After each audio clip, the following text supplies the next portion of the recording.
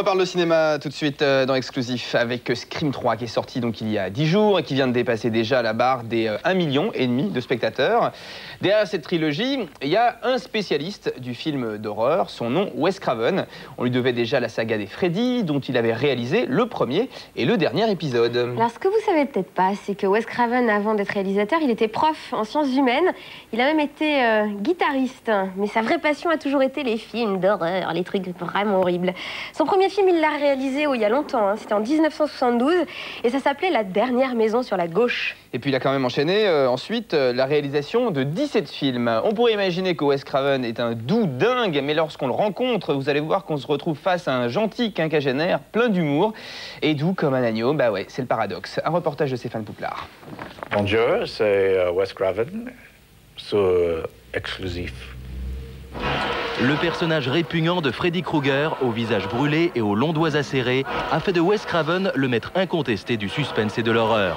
Pendant 10 ans, soit 7 films, il va hanter le sommeil des adolescents.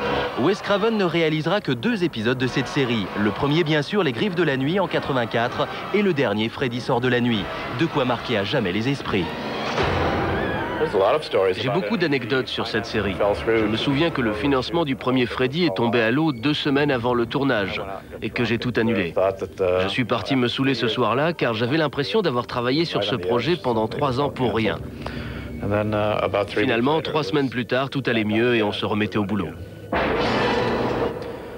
C'était aussi le premier film de Johnny Depp. Il jouait de la guitare dans un groupe et on ne l'avait jamais vu au cinéma auparavant. On s'est bien amusé.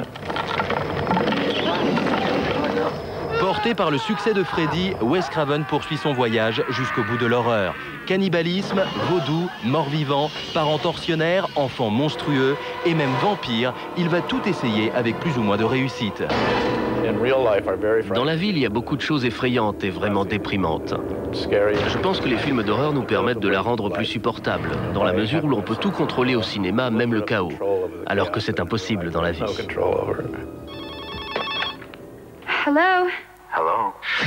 1997, avec Scream, Wes Craven donne un second souffle au film d'horreur. La recette se résume en 3 mots, terreur, humour et autodérision. Et c'est un succès. En 7 mois, le film rapporte aux États-Unis plus de 700 millions de francs. C'était un film qui sortait de l'ordinaire pour différentes raisons. D'abord, c'était le premier film d'horreur avec des personnages fans de ce genre de film et qui s'adressaient en même temps à un public de connaisseurs. C'était un soap opéra, un thriller, et pour la première fois, il y avait de jeunes acteurs qui étaient déjà des stars, alors qu'avant on n'y trouvait que des inconnus.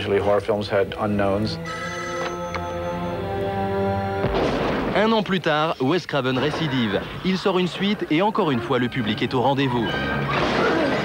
Cette année enfin, il signe le 3e et dernier volet de la trilogie qui d'ores et déjà devrait battre les records d'entrée des 2 précédents. Pas de panique! Je crois que j'étais en très grande forme et que ce film est un peu un concentré de tout ce que j'ai appris dans ma carrière.